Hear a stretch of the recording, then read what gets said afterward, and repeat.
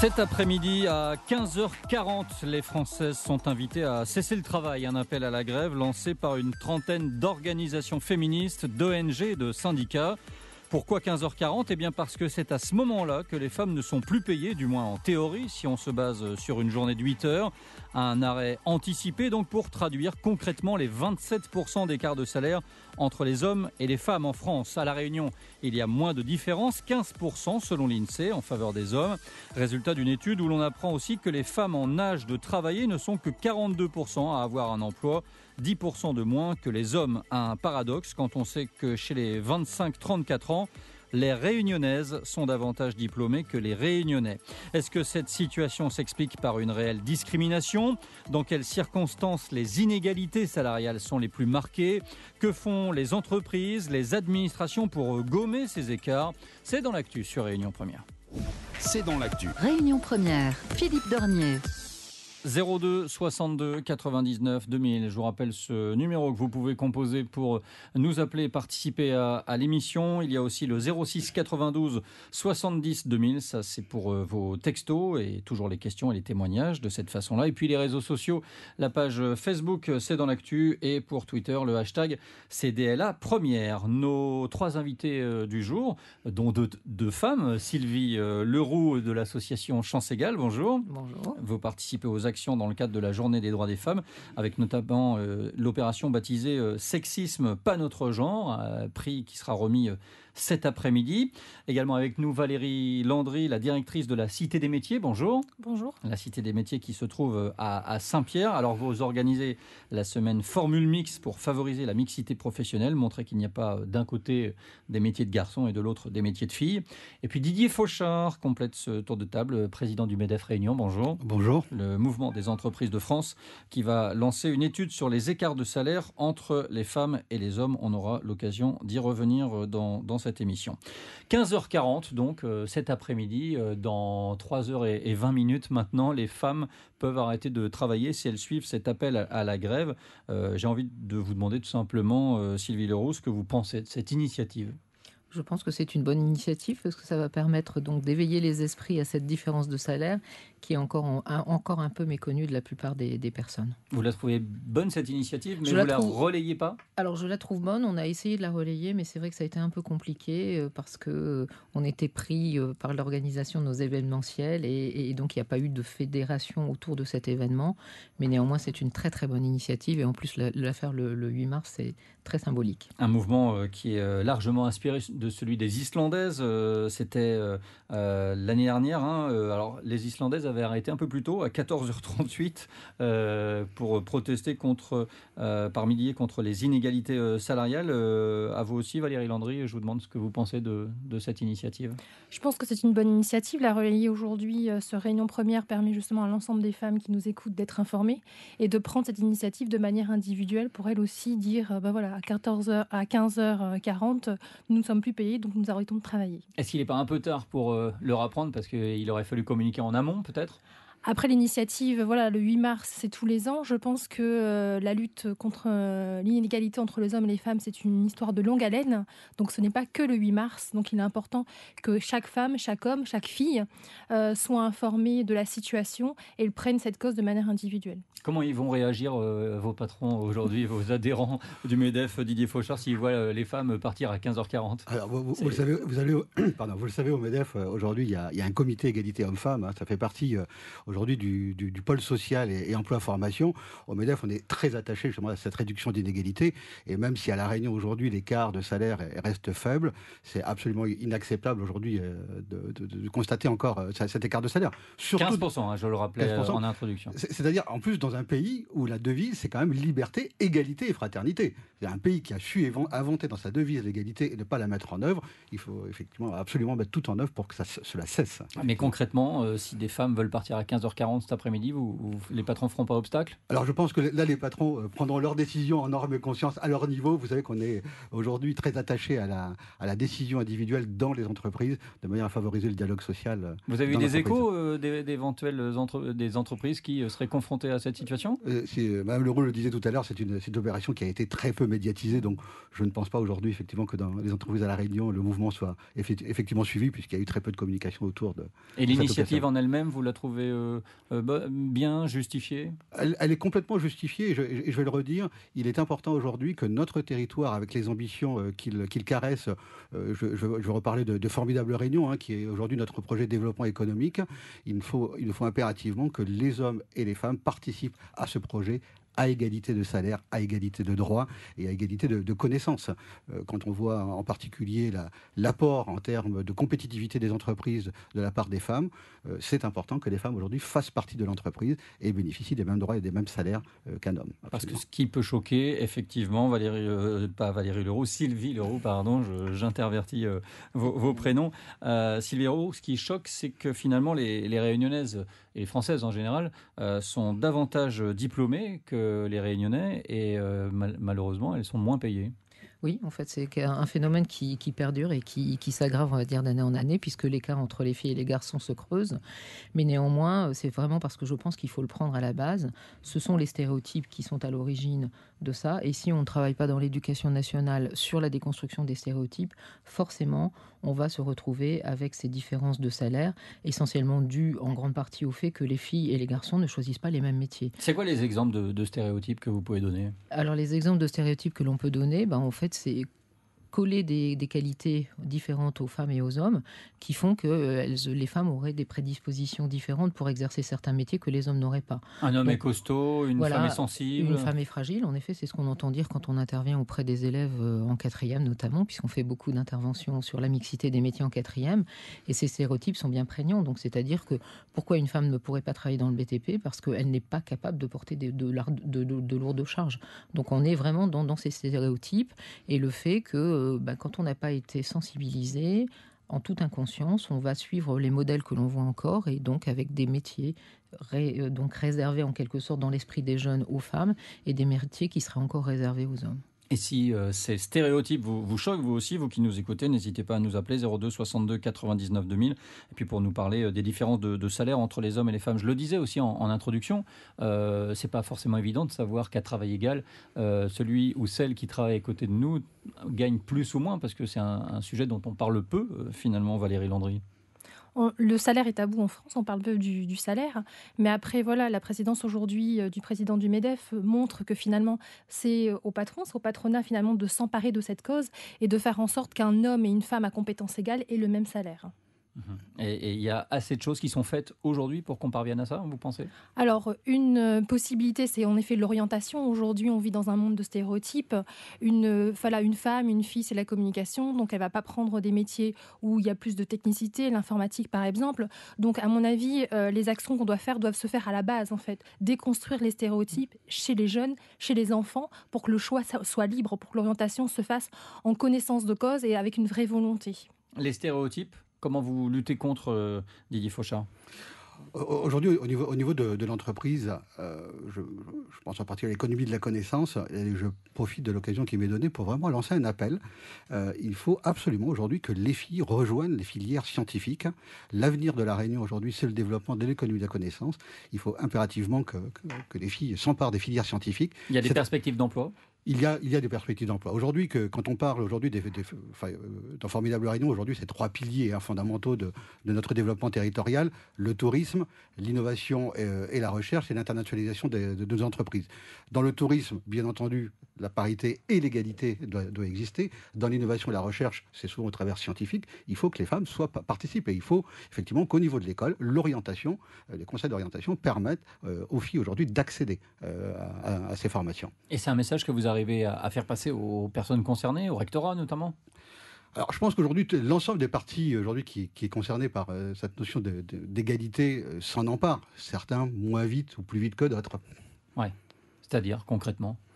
Aujourd'hui, qui traîne des pieds, qui est pionnier sur le sujet? Quand on parle aujourd'hui de l'orientation, c'est un sujet qui est beaucoup plus vaste simplement que l'égalité aujourd'hui homme-femme qu'on traite aujourd'hui. L'orientation, l'idée même qu'on se fait de l'orientation, c'est permettre à chacun des individus, en fonction de ses souhaits, d'intégrer une filière de formation qui lui permette de se réaliser. Je crois que notre territoire ne pourra se développer que si demain matin, chaque individu est convaincu qu'il peut entreprendre avec succès sa vie à La Réunion. À ce niveau-là, au niveau de l'entreprise aujourd'hui, quand on voit l'ensemble des formations qui sont aujourd'hui mises en œuvre à ce niveau-là, il n'y a pas de différenciation aujourd'hui dans la formation continue entre un homme ou une femme dans l'entreprise. Donc ça, effectivement, ce sont des éléments qui vont permettre de casser les stéréotypes, puisqu'aujourd'hui, dans cette formation continue de l'entreprise, il n'y a pas d'inégalité à ce niveau. Les filles réussissent mieux que les garçons à l'école. Ça, c'est à La Réunion. On a les chiffres concrets de l'INSEE qui nous ont été communiqués pas plus tard qu'hier. Alors, les Réunionnaises sont plus nombreuses à faire des études supérieures, à obtenir un diplôme. 31% des Réunionnaises de 25 à 34 ans ont un diplôme de l'enseignement supérieur, contre 22% des Réunionnais. Qu'est-ce qui cloche finalement quand on voit ça, Sylvie Leroux? Alors bon, les chiffres sont les mêmes qu'en métropole. Donc ce qui cloche, c'est pas ce qui cloche. Je reviens toujours, c'est à la base comment on éduque les filles et les garçons. Les filles en fait ne sont jamais satisfaites d'elles-mêmes, donc elles vont toujours plus loin dans le travail. Comme on le disait, les filles, pourquoi est-ce qu'elles ne vont pas vers les métiers techniques ou vers les métiers scientifiques? Essentiellement parce quand elles ont 16 ou 17 de moyenne en matière scientifique, elles ne s'estiment pas capables d'aller justement vers une filière ingénieur ou autre. Donc elles vont s'auto-censurer. Il y a un espèce de plafond de verre. Il y a un espèce de plafond de verre qui se met en place et qui est vraiment dû au fait que les filles donc se censurent elles-mêmes, elles sont moins confiantes en elles n'ont pas d'estime d'elles-mêmes et donc elles ont toujours l'impression qu'il faut toujours faire mieux pour être reconnues dans la société. Et c'est pas du tout la même chose en effet pour les garçons. Donc il y a un maître de conférence que j'aime beaucoup qui s'appelle Éric Massé et qui explique de façon très brève que les garçons sont éduqués dans, on va dire, l'égocentrisme légitime et les filles dans l'empathie obligatoire. Et tout part de là. C'est-à-dire que les filles doivent toujours s'occuper des autres avant de s'occuper d'elles-mêmes. À partir de là, elles sont toujours convaincues qu'elles ne sont pas suffisamment ceci ou suffisamment cela, et elles vont ne pas oser. Et même quand elles vont donc vers les carrières scientifiques, il y a encore des sectorisations, puisqu'on va retrouver en effet les filles en biologie et pas du tout vers la physique-chimie, pas du tout vers les sciences de l'ingénieur. Elles vont se limiter à ce niveau-là aussi. Cette observation, vous la faites également, Valérie Landry, à la Cité des métiers?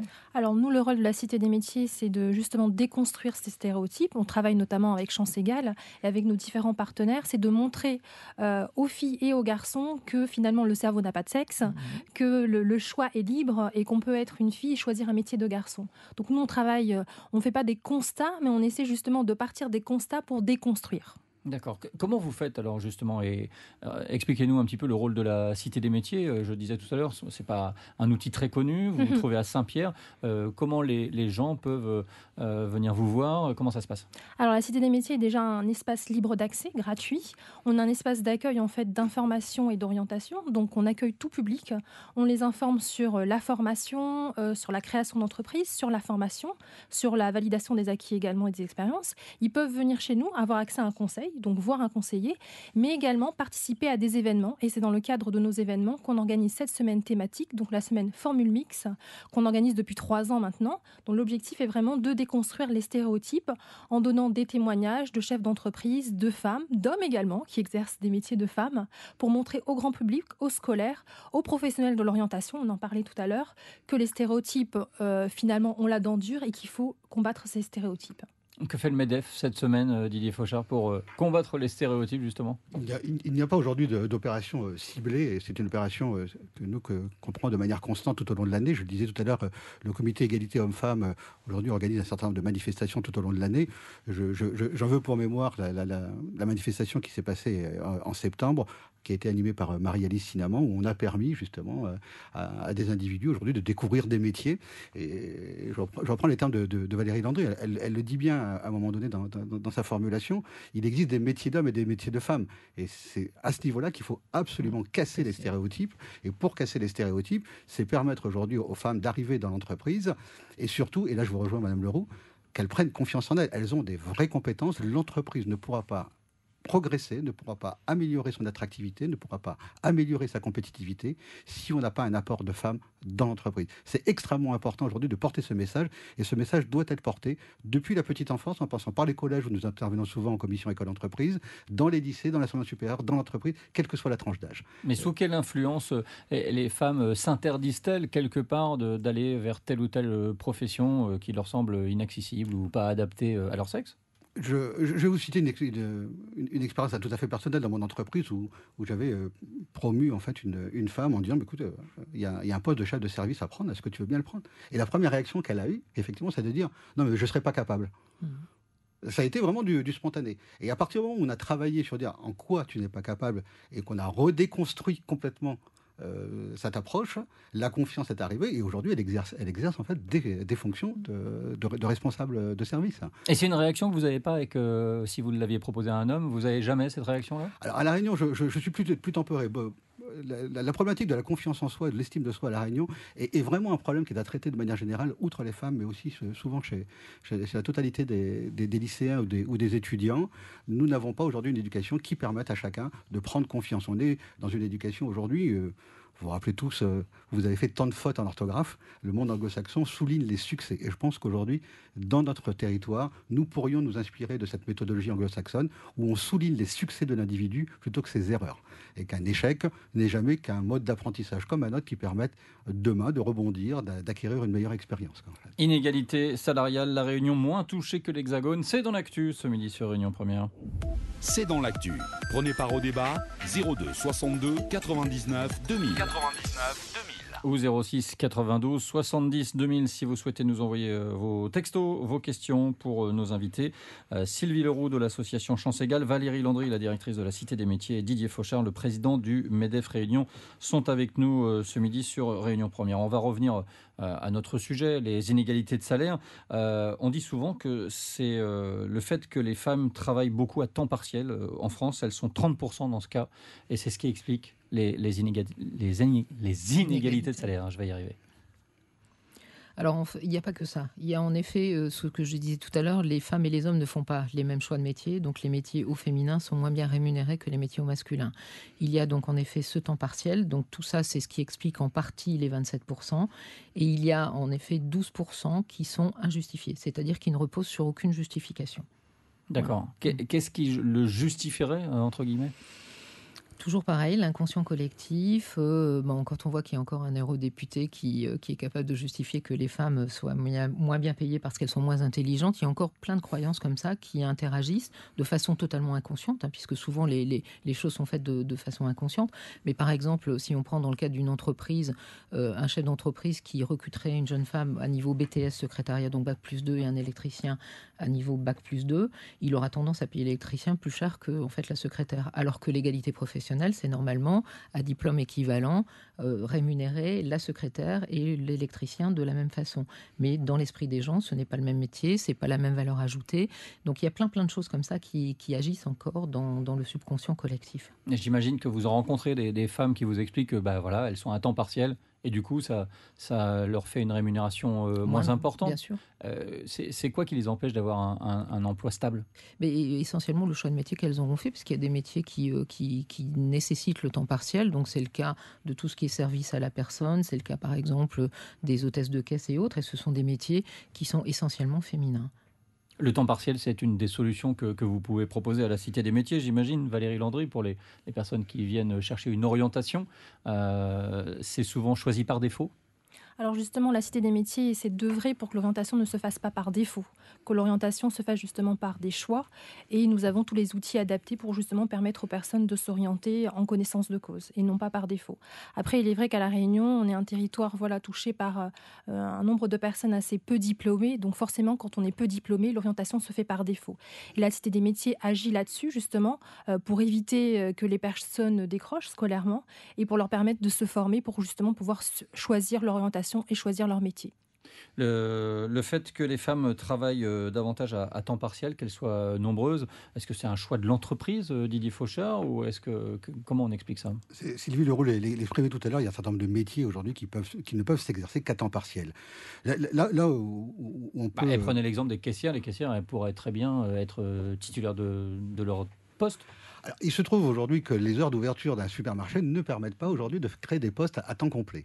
Si vous voulez traiter le roulement entre 9h du matin et 20h le soir, et compte tenu des postes qu'il faut accorder aux salariés. Et même si on voit des milliers de gens qui défilent à la caisse? Même des milliers de gens. Toute la semaine. L'organisation du temps, on peut aussi parler de la fonction hospitalière, qui est un petit peu le même souci à ce niveau-là. Je voudrais juste rebondir sur ce que disait Sylvie Leroux tout à l'heure, parce que dans l'économie marchande, nous avons une approche effectivement différente.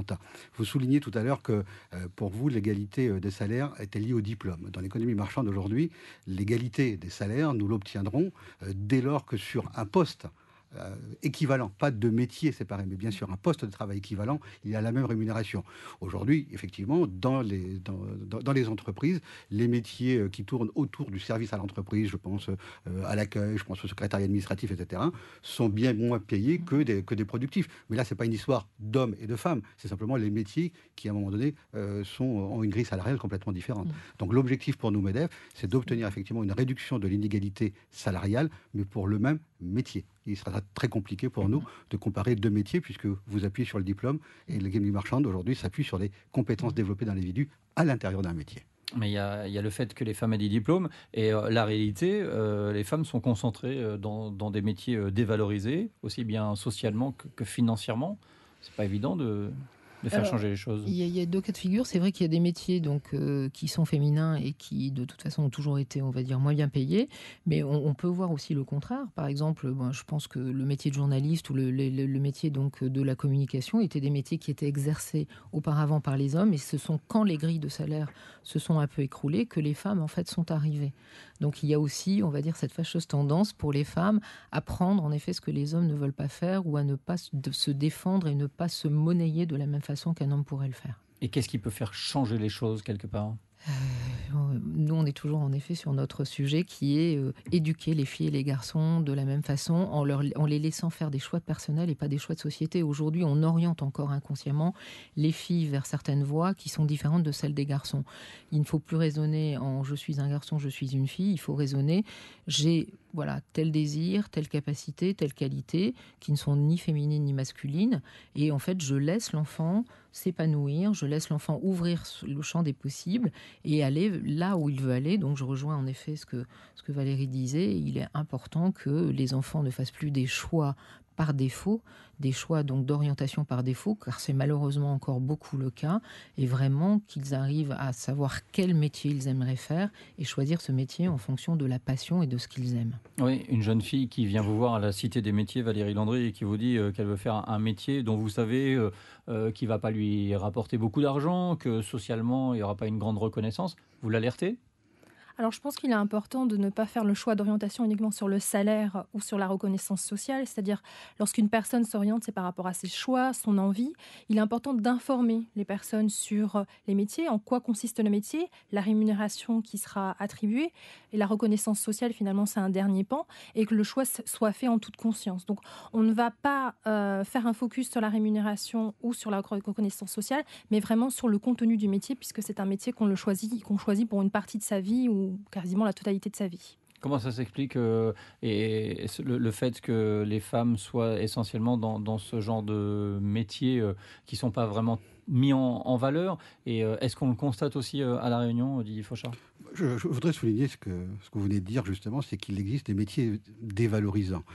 Moi, j'ai été éduqué comme bon nombre d'entrepreneurs aujourd'hui. Il n'y a pas de métier dévalorisant. Il y a des métiers choisis par les individus. Valérie Landry le soulignait. Et en plus, le côté passionnel qu'on peut exercer pour nos métiers. Pour la partie orientation et casser les stéréotypes, il y a eu urgence pour nous, au MEDEF, à le faire. La semaine dernière, nous avons lancé l'opération Beau Travail, où nous avons montré aujourd'hui qu'il y a un certain nombre de métiers qui recrutent sur lesquels on ne trouve pas de compétences. Donc il est urgent aujourd'hui de casser les stéréotypes, et l'ensemble des métiers qui ont été présentés ne sont pas des métiers aujourd'hui. Quels exemples vous avez à donner ? Et des compétences masculines et féminines, j'imagine. Ils sont complètement, quand on prend le métier de conseiller commercial, qu'on soit une femme ou qu'on soit un homme, il n'y a pas de... Les deux peuvent l'exercer, quel que soit le métier d'ailleurs. Boucher, vendeur de pièces automobiles, il n'y a pas de sexisme là-dedans. Et il y a des métiers aujourd'hui qui existent, qui recrutent. On l'a montré avec Beau Travail la semaine dernière. Et il est urgent que les stéréotypes soient cassés de manière à ce que l'ensemble des individus à La Réunion puissent se mobiliser pour trouver un emploi. Parce que je crois que le fondement de notre société, c'est d'abord d'occuper un emploi qui nous permette d'assurer une dignité humaine et ensuite d'exercer sa capacité de citoyenneté dans l'entreprise. Alors dans la société. Si les femmes touchent moins que les hommes, c'est aussi parce que dans les arguments qui sont avancés, le déroulé de leur carrière est moins exceptionnel que ceux des hommes. Qu'est-ce qui fait que ça bloque là aussi, que les femmes ne montent pas les échelons, Sylvie Leroux de Chance Égale? Alors l'élément qui ressort toujours en premier lieu, ce serait la maternité, qui freinerait en effet à la fois les femmes, parce qu'à un moment donné, elles vont s'arrêter pour accoucher, voire pour élever les enfants. Donc il n'y a pas encore un partage équitable entre les hommes et les femmes sur les congés parentalité et paternité. Et donc il y a aussi le fait que justement les femmes pensent, ou la société pense, que éduquer les enfants, c'est encore le rôle essentiel des femmes, et donc à un moment donné, elles vont mettre leur carrière entre parenthèses ou refuser des postes de management parce qu'elles savent que ça va être compliqué d'adapter les horaires pour s'occuper à la fois des enfants et mener leur carrière. Donc il y a aussi encore là une autocensure de la part des femmes, mais liée à la maternité, et donc il est important aussi qu'il y ait un juste partage des tâches domestiques au sein de la cellule familiale pour qu'on voit l'égalité professionnelle avancer un peu plus qu'elle ne l'est actuellement. Et pourtant, il y a des contre-exemples, des femmes qui s'investissent beaucoup dans les vies d'entreprise ou autres. Ça suffit pas, ces symboles. Quelque part, on a vu des femmes ministres qui arrêtent leur fonction pendant leur grossesse, la fin de leur grossesse, et qui reprennent ensuite. Enfin, voilà. Mais elles sont très critiquées. D'une part, elles sont très critiquées, et puis elles ne sont pas forcément encore visibles parce qu'elles ne sont pas suffisamment nombreuses. Aujourd'hui, pourquoi est-ce qu'on voit de plus en plus de femmes chauffeuses de bus? Parce que c'est un métier qui est visible par les jeunes. Donc les jeunes filles, quand elles montent dans le bus, elles voient les femmes chauffeuses de bus, donc elles se disent c'est vrai, je pourrais être chauffeuse de bus. Par contre, sur les chantiers, elles ne les voient pas. En fait, quand on leur demande est-ce que vous avez déjà vu une femme maçonne, une femme coiffeuse, bancheuse, finisseuse, une femme grutière, non, elles ne les voient pas parce qu'elles sont en tenue de travail, elles sont sous des casques, souvent les chantiers sont éloignés. Donc c'est aussi par l'exemple en fait, que les jeunes filles vont pouvoir se transposer, vont pouvoir rêver et imaginer qu'elles sont capables de faire les métiers. Il y a encore des métiers qui sont invisibles auprès des jeunes. La grossesse, c'est un obstacle, vous pensez, d'après les jeunes filles elles-mêmes, est-ce qu'elles se bloquent par rapport à certains métiers, par rapport à ces perspectives d'avenir? La grossesse, à mon avis, c'est pas un obstacle. Après, il est clair que, voilà... Dans leur tête, je parle. Oui, dans la tête d'une jeune fille, on va dire que la grossesse est un moment particulier de la vie où peut-être que la priorité n'est pas l'entreprise, mais le congé maternité sert à ça, justement. Je pense qu'il est important qu'une femme puisse avoir suffisamment confiance en elle pour dire que la maternité est une chose naturelle, finalement. La femme participe au renouvellement des générations, donc il est important que les femmes continuent à avoir des enfants, mais que la maternité est compatible avec le monde professionnel. Et pour ça, il faut continuer à défaire les stéréotypes, à travailler sur la cellule familiale, à faire en sorte que les hommes réunionnais, prennent leur place dans la famille et que les hommes se disent qu'eux aussi peuvent lutter contre les inégalités entre les hommes et les femmes. Ce n'est pas qu'une affaire de femmes. Oui, il y a des témoignages. Régulièrement, on entend des femmes qui disent je me suis retrouvée enceinte et donc on m'a écarté de tel ou tel poste. Pourquoi les entreprises réagissent parfois de cette façon-là, Didier Fauchard? Je ne dis pas que c'est de façon générale, mais ça arrive encore. C'est pas une généralité, effectivement, ce sont encore des cas qui peuvent exister. Simplement, ce qui peut paraître anecdotique sur la partie congé maternité, aujourd'hui, il y a, dès lors que une femme est en congé maternité, il y a très souvent subrogation du salaire, maintien du salaire par l'employeur. Je pense que si on voulait faire avancer la cause des femmes et leur maternité, c'est que la prise en charge du salaire d'une femme en congé maternité soit prise en charge par la solidarité nationale. Ce qui permettrait de gommer déjà ce premier aspect. Le deuxième aspect, écarter les femmes de tel ou tel poste. Il y a aujourd'hui une opportunité dans notre monde qui s'appelle la révolution numérique. On sait tous que cette révolution numérique va désormais modifier profondément les postes. Donc l'idée même de carrière aujourd'hui à l'intérieur d'une même entreprise va tout doucement s'effacer. Ce qui va permettre à chacun des individus, qu'il soit homme ou femme, de pouvoir rebondir à un moment donné dans sa carrière, enfin dans son déroulement de parcours professionnel, d'une entreprise à une autre. Et là, on ne parlera plus effectivement de la maternité. Elle sera complètement gommée. De la même manière qu'aujourd'hui, un certain nombre d'hommes, c'est plus vrai dans le monde anglo-saxon, des hommes aujourd'hui prennent des congés dits sabbatiques de 2 ans, 3 ans. Je veux citer Google, je veux citer des gens comme Apple aujourd'hui qui ont mis en place ce type d'incitation qui permet à tout un chacun effectivement d'évoluer, quoi, en fait. En même temps, on peut penser qu'une femme, elle n'a pas forcément envie de changer de boîte après sa grossesse. Ça, c'est clair, mais je reviens toujours à la notion de choix, de liberté de choix. Aujourd'hui, ce qui est fondamental, à mon sens, c'est que dès lors que l'orientation est subie, dès lors que les métiers choisis sont subis, et qu'il n'y a pas une vraie volonté des individus de choisir, parce qu'on peut aussi trouver des femmes qui, aujourd'hui, volontairement, pourront dire demain, je choisis d'exercer un métier à temps partiel parce que j'ai d'autres priorités dans ma vie. Et à ce moment-là, ça ne sera pas critiqué, c'est bien un choix de l'individu à un moment donné qui se fera. Aujourd'hui, ce qu'on peut reprocher à notre société au travers des stéréotypes, c'est que le choix est subi et non pas choisi. Et je pense que c'est là-dessus qu'il faut travailler, sur la capacité des choix des individus aujourd'hui de leur métier. Les femmes touchent moins de primes, moins d'heures supplémentaires. C'est une autre explication à ces différences de salaire. C'est inéluctable ce fait-là ? Je pense qu'il ne devrait pas être inéluctable. Il l'est à partir du constat qu'on vient de faire dans cette émission. Après, voilà, il faut vraiment travailler sur tous ces petits détails en même temps pour arriver à faire en sorte que, dans un proche avenir, l'égalité professionnelle soit effective pour les hommes et les femmes et que, comme le disait Didier Fauchard, il y ait vraiment des choix personnels d'hommes aussi qui pourraient demander à travailler à temps partiel, alors qu'aujourd'hui, ils hésitent à le faire parce que c'est encore mal vu par l'entreprise qu'un homme demande à se décharger de la partie professionnelle pour se consacrer à la partie personnelle. Donc il y a vraiment de multiples avancées à faire de part et d'autre. Et on comprend à travers tout ce qui est dit qu'il faudrait davantage de flexibilité du travail. C'est peut-être là que ça peut se jouer ? Oui, je pense qu'il faudrait un peu plus de flexibilité au niveau du travail et que les choix puissent encore une fois être personnels, qu'on soit homme ou femme, et pas se dire, bon ben voilà, je suis un homme, on attend de moi tel rôle dans la société, tel rôle dans l'entreprise, je suis une femme, on attend que je sois là, et se permettre d'aller là où on a envie et faire des choix personnels. Et être flexible, ça veut dire changer d'entreprise au cours de sa carrière. C'est quelque chose que les jeunes ont en tête quand ils viennent vous voir à la Cité des Métiers, Valérie Landry ? Aujourd'hui, ce qu'on remarque, c'est que les jeunes, finalement, ont envie de changement, n'ont pas peur de changer. Les jeunes, aujourd'hui, lorsqu'ils parlent parlent pas de carrière, déjà, pour commencer. Ils ne se projettent pas dans une carrière au-delà de 3 à 5 ans. Donc, pour eux, le changement, en fait, est inéluctable. Donc, aujourd'hui, ce qu'on doit leur amener, c'est de la flexibilité aux femmes par rapport au temps de travail, la flexibilité par rapport à la possibilité de travailler à la maison. Il y a encore des choses à faire dans la société réunionnaise, dans la société française, pouvoir s'inspirer des pays nordiques, par exemple. On voit que dans le nord de l'Europe, ils sont en avance par rapport au positionnement de la femme, au temps partiel, à la garde des enfants. Donc il y a encore beaucoup d'avancées à faire sur ces terrains-là. Pour certains, flexibilité, ça rime avec précarité.